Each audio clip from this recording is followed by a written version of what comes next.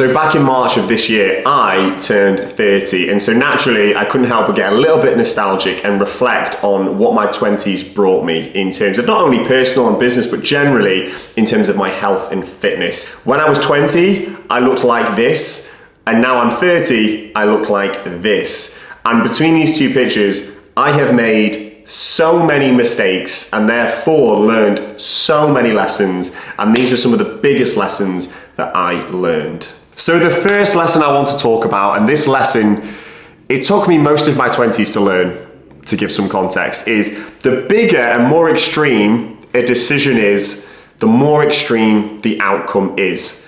And typically what comes with that extreme outcome is a lifestyle that is unsustainable, a lifestyle that isn't enjoyable, and to be honest, from a mental and physical point of view, a place where you don't feel happy.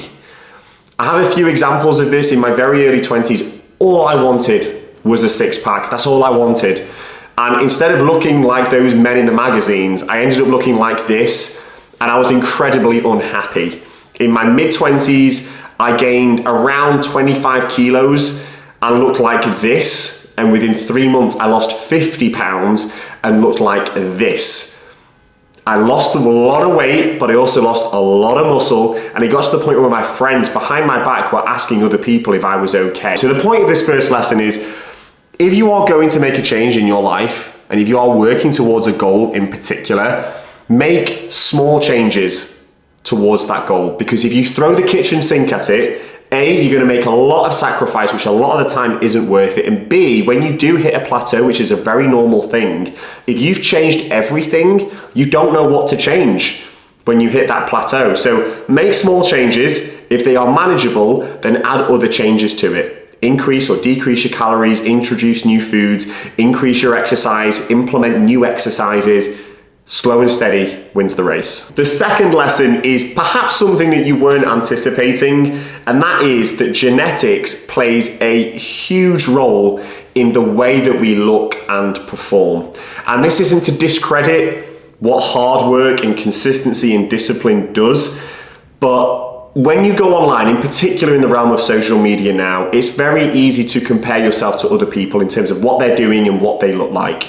But I'm here to tell you that not only is social media manipulated to show the best version of ourselves, but those who you aspire to be, whether it be because of their six-pack, because of their chest, because of how big their legs are, a lot of these factors are predetermined at birth.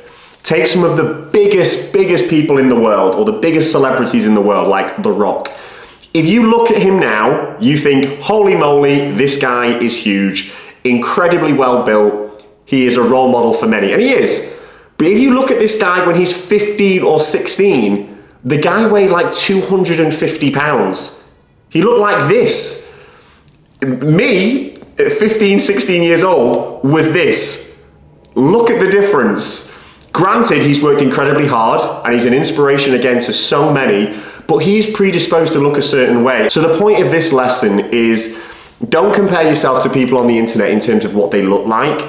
Compare yourself to people in terms of their work ethic, in terms of what they're doing, what they're sacrificing to achieve their goals, how they are achieving their goals. Don't start comparing your body parts to other people, because the way that you look is predetermined. All you can do is be a better version of yourself. So focus with that mindset and you'll get a lot further than what you currently are. The next lesson that I quickly learned, and this again was in my early 20s, was if you are not recording what you are eating, you simply fundamentally do not have the awareness of what you are putting in your body, and therefore the education to make informed decisions relative to your goal. So to give some context to this, again, in my early 20s, I went online, bodybuilding.com, I used to Google healthy quote unquote foods, and my diet basically looked like meat, rice, and eggs with a few vegetables in there. That was my diet, and let me tell you now, it won't take a rocket scientist to assume that that diet was very bland and very boring.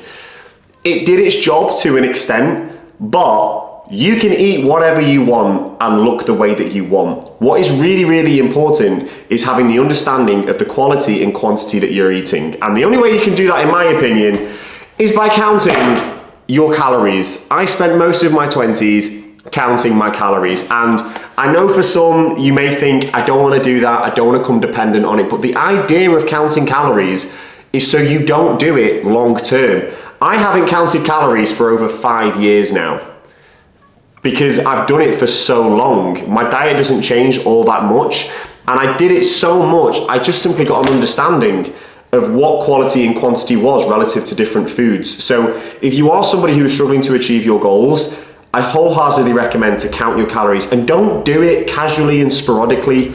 Commit to doing it, track everything for 8 to 12 weeks, and you will learn so much. Education and awareness is power. The final lesson of my 20s was learned when I was 27 years old, meaning between 20 and 27, I was a deer in headlights. I didn't share my goal with anybody.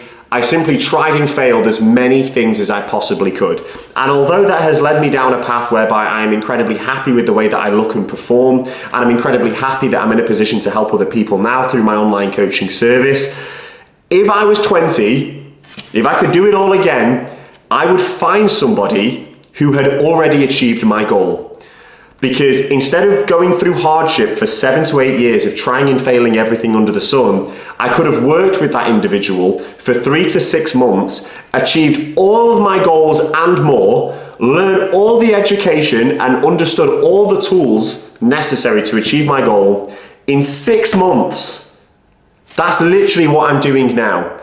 I'm helping males and females in their early 20s achieve the goals that took me literally years, and instead, they're achieving them goals in 6 to 8 months. That's the reality of when you find somebody who has actually already done it. And it's going to cost. It's likely going to cost to an extent, certainly if you want that one-to-one environment, because time is precious and I give so much time to my clients. I have to be respectful of that for myself. But trust me, investing financially for 3 to 6 months in your health is going to save you 7 to 8 years of hardship. And for me, that's a no-brainer. So find someone who's doing it, ask a lot of questions, thank me later.